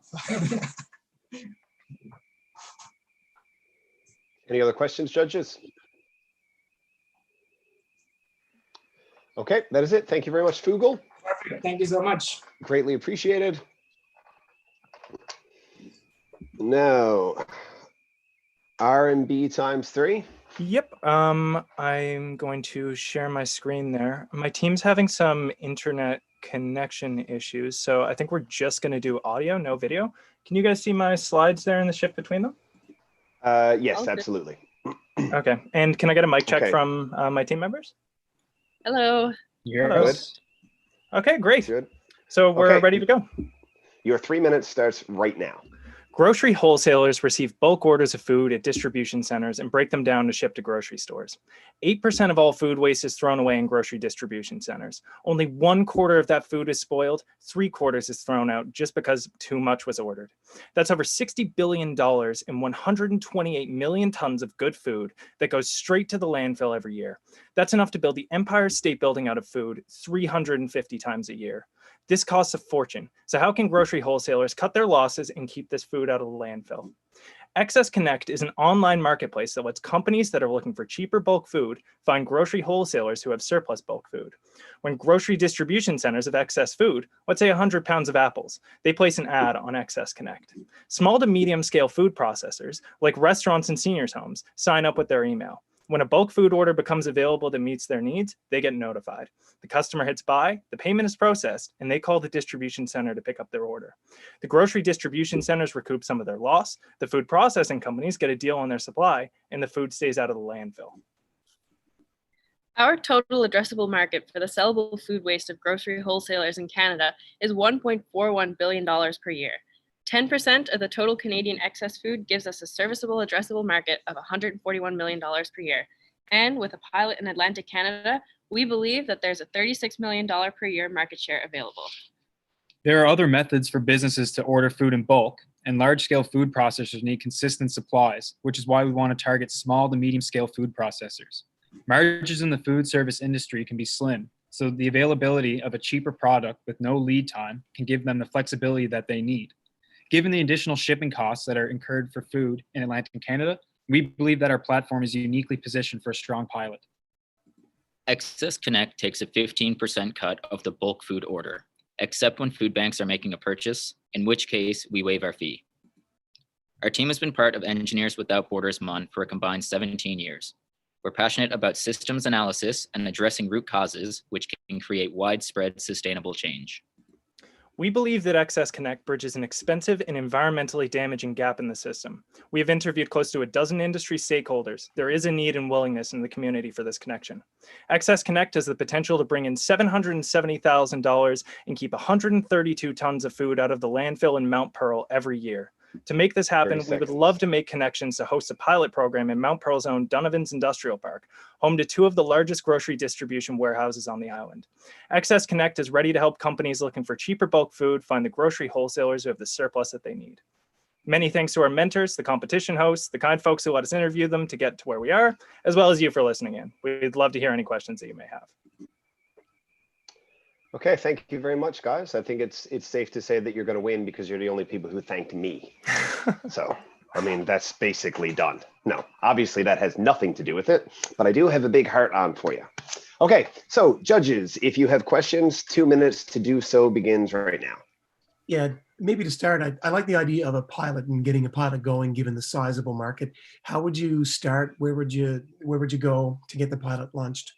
Well, we would like to start locally because, as I was saying, in Atlantic Canada, there is the additional costs incurred. And for every 1% saved on food waste, wholesalers save about 4% in terms of the revenue. So on top of that, with the additional costs, we believe that Atlantic Canada would be a really strong suit, Newfoundland especially. And of course, the Donovan's connection, we figured that we would make that our ask, as we have many very engaged individuals here who have a network of connections related to Mount Pearl, and where there is that strength in that localized area, we believe that a partnership between Loblaws, Sobeys, and us could make for a very interesting change.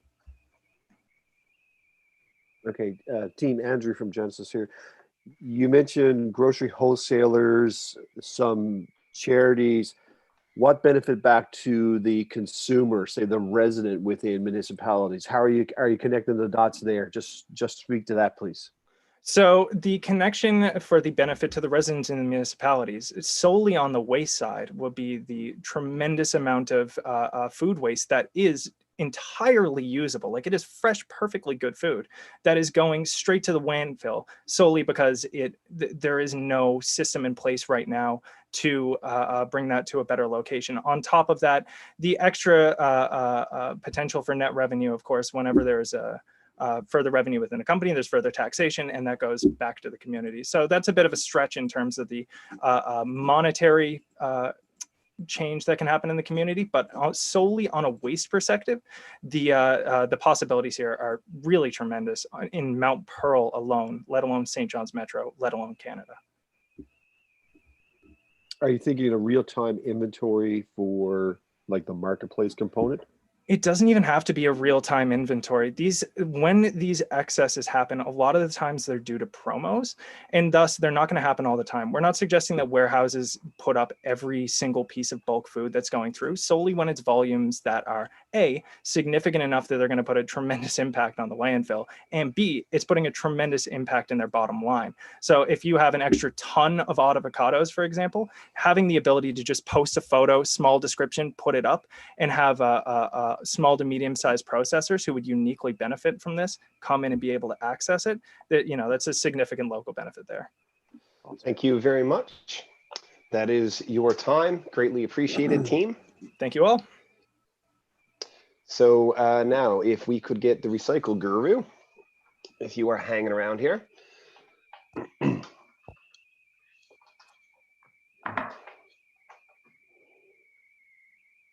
Hello. There we are. That's you. Okay. Okay, Recycle Guru. So a warm good afternoon to everyone over here. So I would just like to start now. Okay, you can start your 3 minutes now.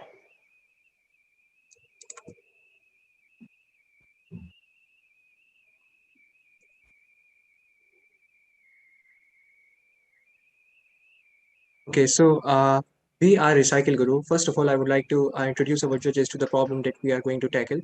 The problem we are going to tackle is the wastage of goods and plastics and products from the consumer side. The people like us who buy a certain type of products, and in the end, when they become useless for us or we don't need them anymore, we just throw them away in just the regular bin outside our houses. So we already know that about 20,000 bottles bought every second around the world, according to a survey mostly end up in landfills and oceans, when in reality they could have gone back to some processing sites and they could have been turned into something useful. So the problem is very serious for the environment. We are just wasting raw materials every time a plastic bottle is created. Instead of going into the factories for the processing, it's just going into the landfill. And there we all know that nothing happens to plastic, that it's non-biodegradable. So what our app does is it helps people to identify if their waste is recyclable or not. And if it is, we can help them find the nearest recycling center around their houses or in their community. So our target audience is basically the consumers who are consuming the products manufactured from the factories. And as the market trends already show that if we are not going to reduce our wastage, the raw materials around the world will also be in shortage almost about a decade later. So introducing Recycle Guru, we have implemented the solution by using a deep learning AI that was presented with some data to help it learn and classify products. We have created an app or a website that allows a user to upload an image of a product they want to know whether it is recyclable or not, which is then analyzed by our deep learning AI. And at the end of the process, a pop-up message is displayed informing the user whether the product is recyclable or not. So I would just like to share the short clip about our product.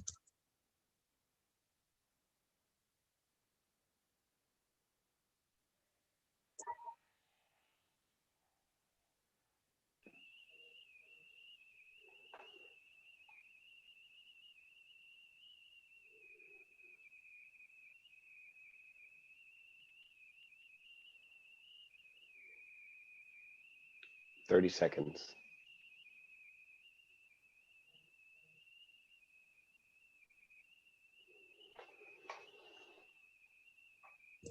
Okay, so for now, we have just created a website because we couldn't complete the code. We really tried to train the model, but our computer took a lot of time to completely train it. We also tried Google Colab to successfully train the model, but still it took a lot of time. So this is our project timeline. We have developed the back end of the website, which I'm going to show you right away. Just a moment. Here is a basic website that we have. 10 seconds, team. Here's a basic website that we have just created, and the user just can click on let's find out button and they can upload a picture over here. Then our AI will just simply tell them whether the product is recyclable or not. So basically, the consumers don't take the effort to search online whether a particular product is recyclable or not. So we have just sorry to interrupt, team. That is your time. I apologize. Judges, if you would like to unmute yourself, you can have 2 minutes to begin questioning now. I just have a question, I guess. Is it fundamentally time? Like, is that the benefit to the end user? Primarily our target audience is the consumers only, not the manufacturers right now. And in the future, we also plan to introduce a button actually at the results page to which can just schedule a pickup from the concerned company or a group that generally recycles those type of products. Okay. Thank you. So again, with any AI modeling, you need to start with a huge chunks of data to really get any true, anything relevant coming out of there. How would you integrate? How would you work with existing manufacturers, retailers, people who are out there in the marketplace already to pre-populate your engine? Okay. For that, we tried to create a data set which would eventually combine more than 10,000 images. We really tried to gather it right now, but we couldn't. So in the future, we are focusing on collecting a large various type of images of certain products, like for example, a banana peel or stuff which is usually recyclable. So I understand that we need a large number of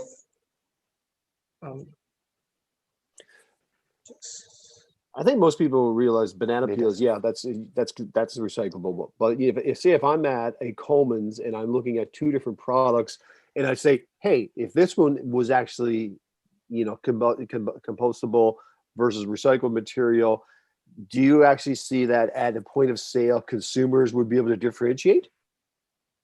Yeah, with the help of our AI, which we will eventually develop because it was our first time actually developing something with Google Code Collab and TensorFlow. So yes, I think it is definitely possible if we combine, I think, a minimum of 5,000 images in our data set that will eventually train the convolution neural network of our AI, and it can help the user decide whether it is recyclable or not. And we will make sure that we will display a label at the end of our search result which says whether the product is recyclable or not. Okay, thank you very much, team. Yeah. That is your question period is, well, is there a judge that wants another question? No? Okay, we will move on. Thank you very much. Okay, thank you.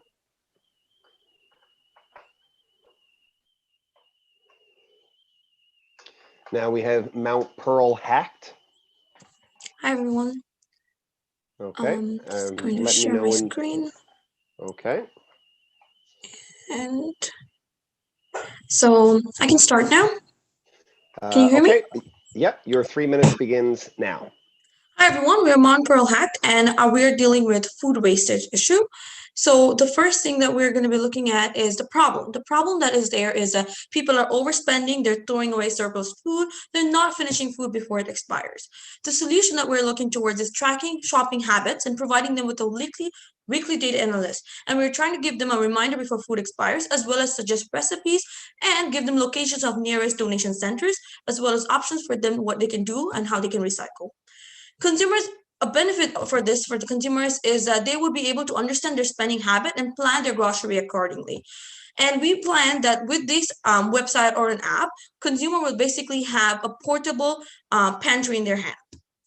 Looking at our research, what we have found that just on London, Ontario itself, from our research, over 60% people are throwing away fruits and vegetables, and over 50% people are throwing away bread and baked goods.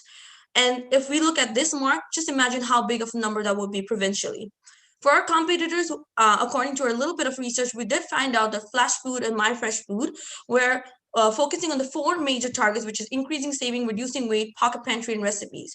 We'll basically be a one-stop platform which will be able to do all of the 4 items for your need.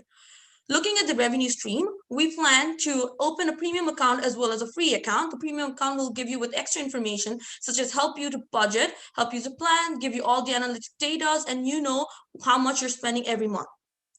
We also plan on hosting flyers, sharing analytic data with brands so that they can understand their supply and determine how much to produce, and they can save money from revenue loss and food loss. Advertising is definitely an option. However, we want to limit that, and that's not our main source. For traction, we want to use survey as our first option to how to understand our market, as well as use focus groups and one-on-one interviews. And what are we asking from you today is that we would like a guidance with development from Genesis Center and lawyer advice on how analytic property can be shared, support for market research and funding to research, build, and more. We are a team of students, and we all believe that we together can make a strong team. And with your guidance, we will be able to make this app and website possible. We do have a demo of the website that we would like to show you. This is our homepage, and this is where our shopping receipt option is, and flyers, recipes, access food. With access food, you can donate, sell, or you can basically make them into organic fertilizer. Our main target is basically to prevent food wastage, to stop the oversupply by directly using consumer power to limit oversupply in the production sector. So we're trying to use consumer power to hit the primary target. Thank you, everyone. Thank you very much. Mount Pearl hacked. Judges, you've got 2 minutes for questions, beginning now.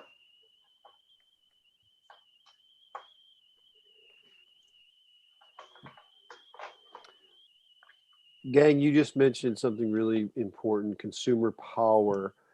how will you work with the vendors, the retailers, manufacturing, that they don't see you as an impediment to doing business? Because they ultimately want to sell more, but how will you fit into that equation? Help me see that. So basically, when we actually think about the factor that they want to sell more, but at the end of the day, they're also selling it at lower prices. So we want to limit their oversupply of production, and we want to tell them this is what consumer wants using our analytic data, and we can help them to determine that we should actually order more breads and less potatoes because we'll be able to make more profit on bread because people will actually buy.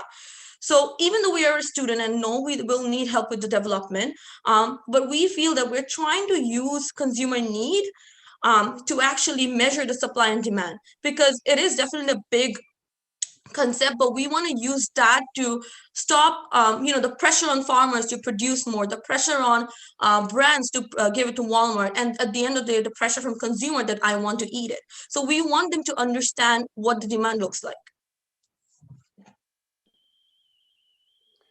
30 seconds. Any other questions, judges? Yeah, I mean, I think picking up on Andrew's point there, it's how do you make money? Like, how do you see this thing being self-sustaining and making money and growing over time? In terms of money, we would say our revenue stream, actually, like being able to help customers understand budget, because we all want to save money at the end of the day. So when you go to grocery store, when you get a paycheck, you know that you're using this app and there's a pantry. And if we help, if you get a premium account, you can pay the subscription, understand how much you budget, what you were buying last month, and what you should buy this month. And also when you look in the factor that we're going to be sharing an analytic data with manufacturers, we're going to be sharing an average consumer data. So by providing our statistics, we're going to charge them a specific subscription that if you take our data, you would have to give us something in return. So our main income source is manufacturers as well as consumers, but advertisement is not our main source. However, that can revenue, help us to do our cost. So that's pretty much everything. Okay, thank you very much, Mount Pearl Hacked. Greatly appreciated. And now if Team Change Makers could present themselves.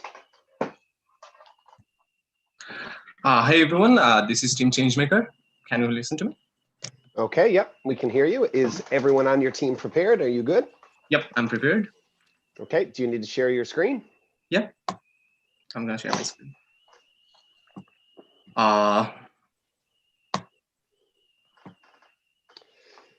Okay. So hey everyone, good afternoon. We are Pearl presenting you the Pearl. It's basically a virtual scrapyard. What do? We promote the 3 R's: reduce, reduce, recycle. In our platform, you can actually trade virtual scraps, trade scraps with a credit called Scrap Credit or Pi Coins. Users can earn Pi Coins through trading reusable scrap or plastic bottle or containers. We believe nothing is waste, so if you want to get rid of any usable product, just don't throw it out. Give it to us. We will compensate you with Pi Coins. And we aim to provide 50% of increase of recycling plastics by 2030. The problems, we focused on the stream called plastic and baggages waste management, and we already know the consequences like climate change, water shortages, longer winters, new terrain, and industrial impact. But what is the solution? We came with a solution called Pi Shop. In our shop, it's a hand-based mobile application. So any hand-based device can access to that app and find easily their scrap and purchase or trade with Pi Coins. And later that we make it reuse or recycle. So what is Pi Coin? Pi Coin is basically a scrap-based trade system based on the monetary value of recyclable plastic goods, because it was too hard to put a monetary value on scrap goods. So what about a coin that provides a diverted price of the recyclable plastic goods? Make it simple. Like if you provide us 100 bottles, we provide you 5 Pi Coins. But for now, 1 Pi Coin is equal to 1 CAD, approximately. But later it's going to change. I'm going to describe how. The ultimate reusability. We make sure every product goes through the ultimate reusability. And other benefits include as well a huge milestone towards environmental sustainability, a planned recycle plan for plastic wastages, ensuring 30 to 50% of reusability, and Pi Coins will be tradable all over the Canada. So if you even gather Pi Coins over here, you can still buy scraps from Toronto or Ontario. So that can go a large. And Parlier also have premium delivery services as well. And our partner is recycle partner is Green Depot. So what we're gonna do, we're gonna collect those plastics and gonna submit it to Green Depot, and we're gonna make a little bit of revenue out of that. It's low, but over the time it might increase. And this is our business model. We're gonna research and market analyze first, and then in our we will try to make it more accessible for the users in our platform. And later that we have some revenues and campaigns as well, selling Pi coins in exchange of scrap and plastic materials. We don't have any competition right now, but our growth strategy is divided in 3 stages, reaching 50% of Morne population, reaching out to all over the Canada, and increasing amount of recycled plastics returned for recycling from previous years and methodologies. Our team is made with made of three members: Hasna and Saki Kabbo, that's me. Another one is Tanvi Dajwar Dipto and Shourav Das Gupta. Thank you. If you have any questions. Okay, thank you very much. Judges, your 2 minutes for questions begins right now. Hey, it's Karen. I just want to make sure I understand. So so you're actually going to go, like through the app, you're going to go get the plastics from those that have plastics to give, and then you're going to bring that to the Green Depot? So we're going to make it more accessible, because right now the issue is, though we can get refund through submitting the plastics, but no one wants to get $5 for submitting 100 plastic bottles. It's like too much hassle. But when you get the credit point, like the Pi coins, you can actually buy like 5 more product with 1 Pi coins. Like you can divide it. And as it's a scrap, we can make sure if you search for something, like if you are looking for a lamp, maybe we don't have it now, but whenever it is like available in the website, you get the notification by it. So I could see this working really well for places that don't necessarily have mandatory recycling.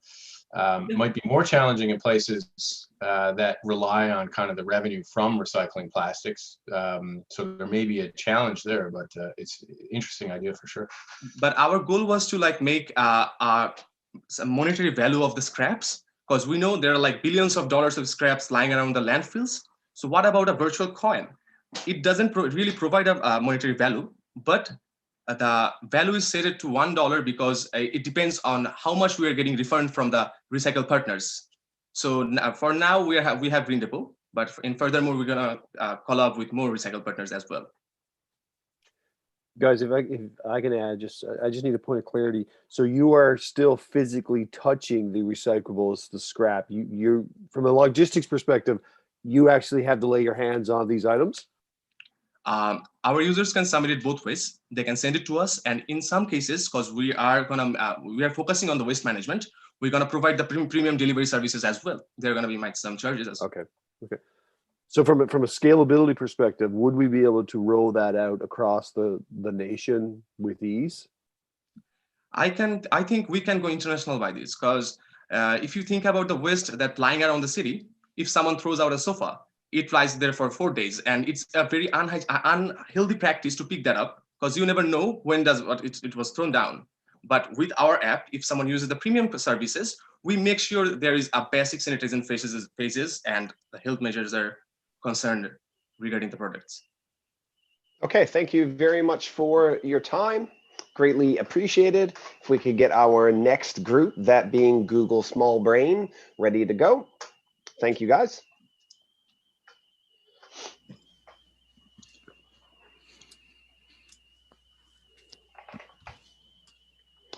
Are you out there, team? Yes. Okay. We'll need our previous guys to from Pearl Yard to unshare your screen.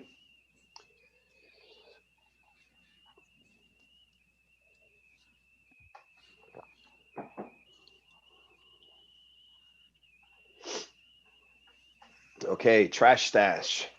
Do you have everyone you need around? All right, so Ethan, can you speak for a moment? Doesn't look like, I'm not sure if any of you guys can hear him. No. No, okay.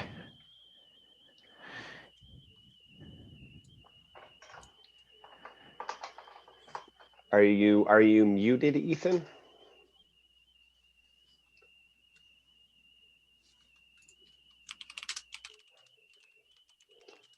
I'm going to have to start your 3 minutes momentarily.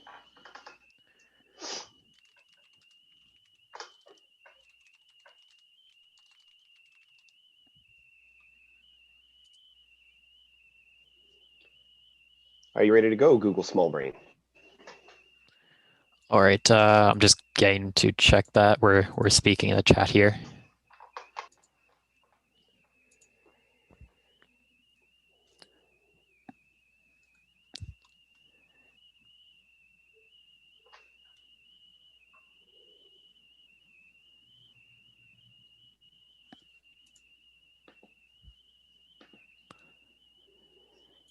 I'll give you another moment, and then I need to start your clock. Okay, he's gonna try restarting Zoom to see if that works.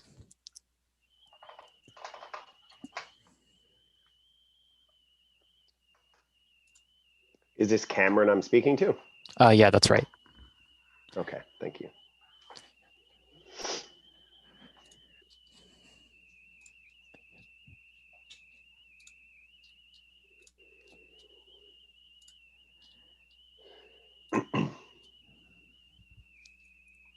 I'll take this moment to thank our sponsors again for their help.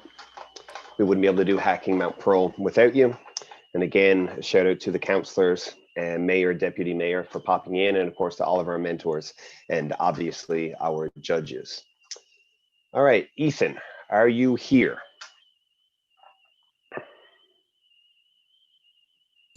Hello, can you hear me now? Yes, Ethan, I can. All right, sorry, it's just difficulties with this. All right. All right, Okay. so let's get the screen sharing up and we can get started. Awesome.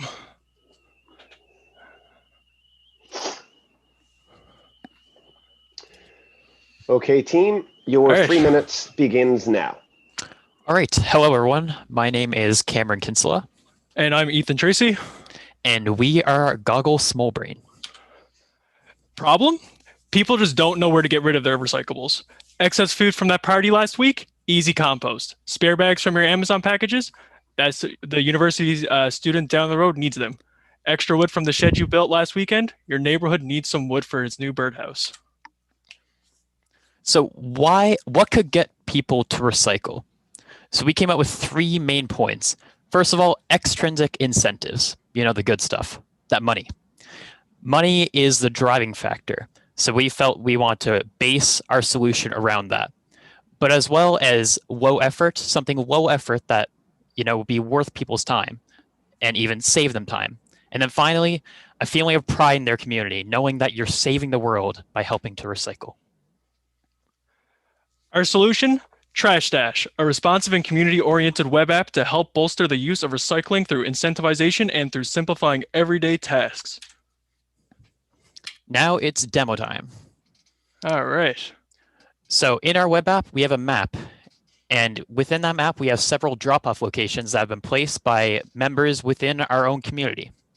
So as you can see, we have regular recycling locations like Evergreen Recycling. We also have fundraisers like Diabetes Canada, where you can go and drop off clothing. And you even have local communities like, say, Mount Pearl Senior High, who might have fundraisers set up for donating wood, and they might be offering stuff like free hot dogs or free t-shirts. So any user, any member of the community can go and add their own drop-off point. If you're in need of some sort of material, be it wood, paint, old electronics, recyclables, you name it, you can add a drop-off location. All you need to do is add the name, some details about it, and your address, and you can submit it. And once the administrators accept the drop-off point, it gets added to the map so everyone else in your community can see it.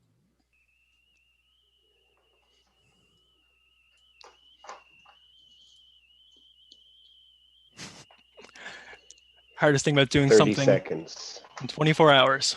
But, all right. So the upkeep, server upkeep, as little as $25 a month. And the big thing too is that when people put the points into the thing, administrators are the only ones that are able to validate the drop-off points. Scaling. So we thought of a few more ideas for scaling, which would be proximity-based results page, categorized markers, as well as list view for markers. Thank you for listening. This has been Goggle Smallbrain. Any questions, concerns, mumbles, or grumbles? I mean, I'll grumble about how long it took you to get ready, but the presentation was fine. That's fair enough. Okay. Only so little judges. sleep. Judges, you have 2 minutes of questions beginning now. Okay, quick question about how will you validate the quality of things that someone wants to put up there? Because, you know, people would be trying to give away their, you know, pardon the pun, but their crap. So when setting up locations or those drop-off points, administrators, who would likely be members of the local municipal, would be able to make that decision of whether or not that is an acceptable location. So you can provide your contact information so that perhaps you can get more details if there is any more questions that need to be had on what kind of what use you're going to be doing with those materials, or any other questions. So do you envision a municipality, they would be the administrator of the app? So is that what you just said? It could be municipality. It could be local community groups. It could be really anyone, because the great thing about this app is the very, very little amount of upkeep that requires. My question's about the business model, and how do you make a margin? How do you make an income off this? So for the income can be generated because it is focused on the community. I am expecting that it could generate grants as well as other forms of fundraising for the project.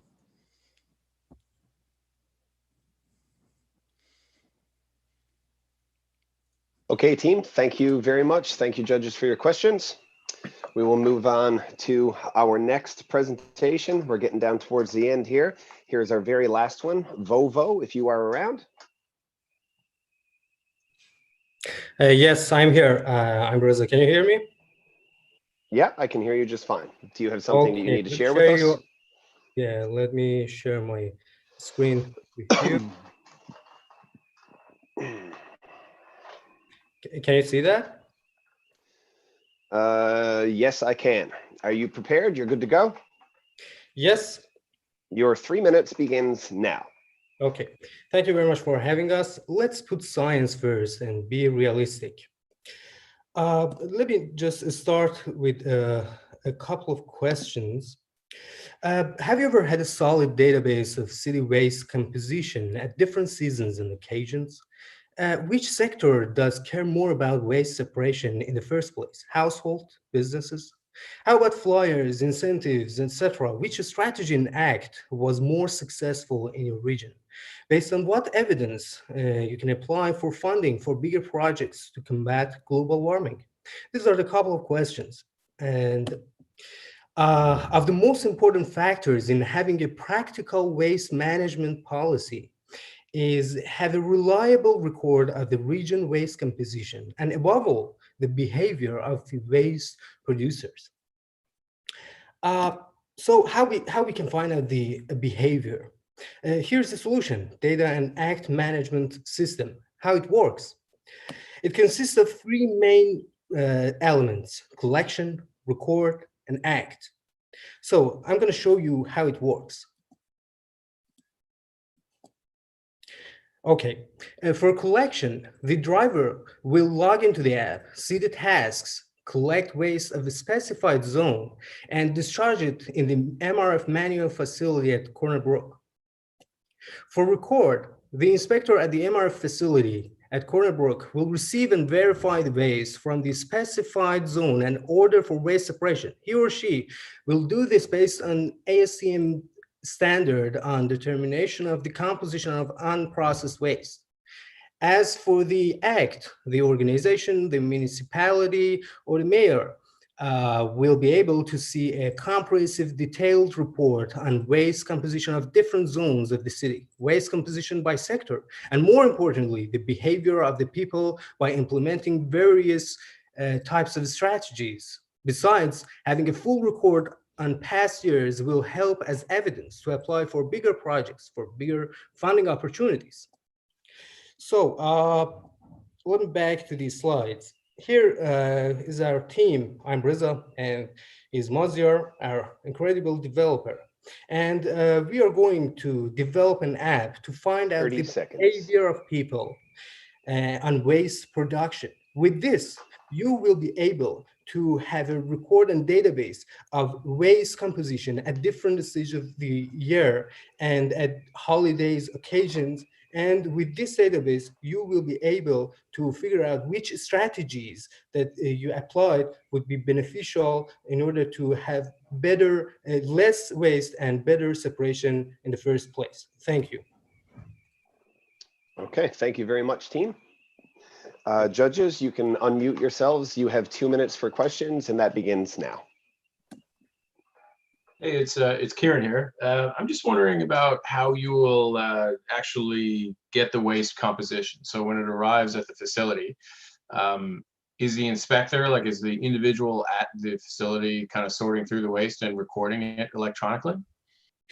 Yes, we recommend to, let's say, municipality at Montpellier having a trusted person at that place.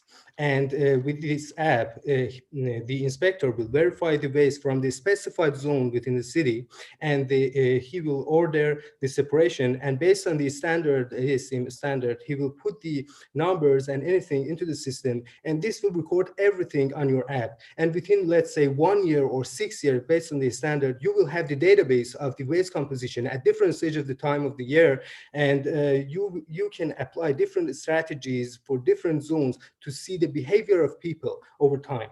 And with this, you will have the feasibility study at the first place for bigger projects in the future. Guys, can I ask, who's footing the bill? At the end of the day, is this, would a municipality integrate this into their operating budget to see potentially efficiencies? Yes, this solution is absolutely a kind of B2B solution. I mean, the municipality, for waste management, we believe that the municipality should just take the wheel, and for let's say Montpellier can use its own current capacities, just adding this app in order to record the data and using the capacity of, let's say, MRF manual facility at Corner Brook, and have this very first feasibility database required in order to have the data and apply for bigger projects, apply for, and let's say, having strategies in the future. Did I address your question? Okay, that's it. Thank you very much, team. That concludes all of our pitches. That is 16 of them. So 2 hours worth of 3-minute pitches. Really well done to all of you. What we're going to do now is we'll take 20 minutes-ish for our judges to deliberate. Judges, you'll now all be immediately and automatically sent out into a breakout room. You'll sit down there, you'll have your conversations, you'll review your notes, and we'll hear from you in 20 to 30 minutes. Participants, just hang tight. You can stay in this session. We're going to get some of that music and stuff going for you again, and we'll be back in just a little bit. So hold on, and when you come back, we'll talk about who wins all of the money. But before we do, I think it's important to identify the fact that we are all winners. You all created something that could turn into something bigger, and that's why it's important to keep building on things and keep developing these things, because this is your intellectual property. You own it. So whether you win or whether you don't, because while we're all winners, let's face it, aside from 3 teams, we're also all losers. So you can keep building on these things. So I will be back to see you in 20 to 30 minutes, and try not to chew all of your fingernails off while we wait to hear from our judges.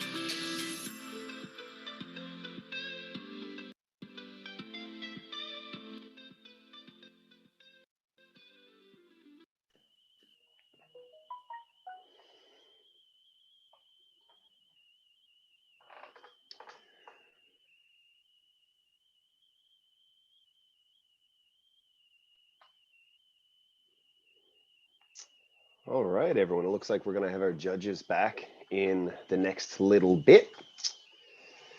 I bet that was a really fun and easy decision without any deliberation at all, because, you know, nobody had any good ideas and nobody's presentation was good and there was nothing interesting.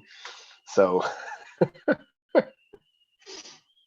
so I'm just going to wait for the go ahead that we're ready to announce. Do we have all of our judges back now? Jason Paul had to step out, so Yes. he left when we finished deliberating, but he Okay. definitely sent along his congratulations to everybody that participated. Okay, amazing. So are we ready? Okay, all right. So our results are in. Deliberation has been done. First of all, I'd like to get all of the participants to turn off your cameras and your mics. When we call out the award winners, first, third, then second, and then first, third. Anyway, 3, 2, 1 is the order we're going to do it in. When that happens, if your team is called, we would like you to present your cameras and yourselves so that we can see who the winners are on screen. That'll be a really nice way to get to know one another, especially after a whole weekend worth of virtual digitalization and all that kind of stuff. So we've got a little bit of a change in the order of or who is presenting the awards. So to get our third place award, and again, this is $5,000 cash, a seat at the Genesis program, and a membership for Tech NL. Andrew, sir, if you could go ahead, the mic is yours. Okay, perfect. Anyway, all presenters, all teams, awesome work. I think Josh Green had mentioned it yesterday, the caliber of talent that we had in this hack. Folks, I'm just sitting here as a judge, like I'm so motivated, and everyone did awesome work. So our number 3, now before we go with that, all of you look into the winter 2021 evolution cohort. This is where you can take these concepts and go further with them again. Everyone look into that. So third position, we actually had Earth Hackers Eden. You folks love the fact that you reached out, surveyed people. I love the technology you got to play there. You're taking receipts and making stuff easy for people. And then bringing it back to carbon footprint with shareable connectivity to the community. Awesome work. Super impressed with what you got there. Looking forward to seeing that group in the evolution program coming up in January. So good work. Okay, congratulations, Earth Hackers. Can we see your faces? What do you think? Can we do that? That might be fun. Where are y'all? Hey, there's some of you. Yay, congratulations. Thank you. Thank you. Good job. Very much, Okay. guys. Thank you. Amazing. Thank you. Good work. Good work. So drinks on Earth Hackers, is that what's happening? No? Heck yeah. Amazing. Right about now. Thank you very, very much. Okay, now on to our second place. This is going to be announced by another one of our judges, of course. Kieran, if you would talk a little bit about who wins second place and why. This is $1,500 cash and the same membership to Tech NL, and of course through that same Genesis program for one person. Go ahead, Kieran. Sure. So congrats to everyone who presented. It was a really fascinating couple of hours, very exciting for us. And I should say for anyone who does want to pursue their ideas further, whether you win or not, look at NIA, our organization, as a resource. We're always happy to help entrepreneurs suss out ideas and figure out where to go from A to B. So the second place winner is Hex Dump. We thought that your product was very logical, very, very straightforward. It focused on a single waste stream, but it was easily expandable should your initial efforts be successful. We liked that you looked at the reality of the competition, the competitive environment. Facebook Marketplace, Kijiji were certainly out there, so you planned around that, which was really important. So that was great. Your presentation was incredibly slick, and the demo was nice. A bit of work to be done on the revenue model, but that's what Genesis is going to be there for, to help you along. So congratulations to Hex Dump for second place. Thank you. Appreciate it. Very much. Absolutely amazing. Congratulations, guys. Well done. Great presentation. Thank you. Okay, now if Deputy Mayor Jim Locke is around, we're going to get Mr. Locke to announce our first place winner. The first place winner, of course, still gets that membership to TechNL and also through the Evolution program. And $3,000 cash, cold, hard cash. So, Deputy Mayor Jim, if you're here. I'm here. I tried There to we get my go. video on, but it didn't work there, Jason. So you can hear me okay? I can hear you okay, but I mean, I don't believe that you are who you say you are. There we go. There you go. Sorry about that. First of all, thank you, Jason. It was nice to see the smiling faces of the winners that were announced previously. Mayor Dave couldn't be here, so he asked me to pinch hit, and I am so happy to do so. I was able to take in all the events today, and some of the ideas are just absolutely, they're amazing. I was telling Miss Pittman earlier that in my in my real job, I teach high school, and for the last month or so, we've been doing sustainability and food waste has certainly been discussed just last week. So I will be bringing some of these innovative ideas and solutions into my discussions next week. So congratulations to all involved. I just want to, before I get to the final winner, Hacking Mount Pearl has been another huge success this year. So again, thank you to our organizers, our sponsors, our mentors, our judges, and of course to our host, Jason. But I do want to give out a special thanks to our economic development team at the City of Mount Pearl, Cassie, Jeremy, Brandon, and Leslie. They always do so much great work for us here, and they pulled it off again this year. So thank you to everyone involved. And again, all participants, your projects, your presentations, they were just simply amazing. So much appreciation for all what you guys have done today. But getting to the top prize today right now, the top winner today, according to our judges, was Excess Connect. And the reason for this, the judges said, indeed, the feasibility of this solution is available in very short order, like within 6 months. The benefits aren't hard to recognize. I mean, as soon as we can get a distributor to come on board, we see the benefits right to the wholesaler, to the small, medium-sized businesses, and of course to the municipality of Mount Pearl and the larger area. Just to note that Donovan's is the largest food wholesale operations in the province. So there's a lot of food being serviced throughout our Donovan's business park here. So any attempt to reduce waste to the landfill, I think is huge. And again, this was very practical. And as Cassie and I were discussing, I was almost surprised that this doesn't already exist. So kudos, again, congratulations to Excess Connect. So rather than look at my face, maybe we should look at the smiling faces of the winners. So thank you again, guys, and thank you, Jason. Thank you very much, Deputy Mayor Jim Locke. I think that's a really important thing to say. I think in entrepreneurship in general, a really good idea is one that everybody wonders why the hell it didn't already exist. So to be able to say that, I think that's fantastic. Congratulations, guys. First place. Do we want to see your smiley faces? Where are you? Well, I mean, I've got the world's most busted webcam, so you aren't going to be able to see me in person. I can't see my teammates up there either, but they're messaging in Slack. So we're saying a big congratulations. Thank you to everyone. Thank you to the organizers. Congrats to everyone for some truly tremendous ideas. I mean, this is absolutely huge. You love to see this kind of turnout. And we're really looking forward to, putting something feasible into play here. We would love to see some change. And we think Mount Pearl Donovan's is the right place to start. Wonderful. Thank you very much, Ben.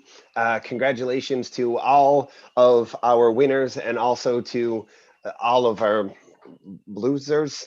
But the point here is that you all develop things that could turn into something for real, and there's no reason for you not to continue to pursue those, because that's what you did in like less than 48 hours. What would you do if you spent the next year on it? Just think about it. There's a whole lot that can be done. And like Andrew mentioned earlier, check out the Evolution program coming up in Genesis in the fall. A huge thank you again for everybody for coming out, to our judges, to our mentors, to our sponsors, to the City of Mount Pearl. Nobody would have been able to make any of this happen without you.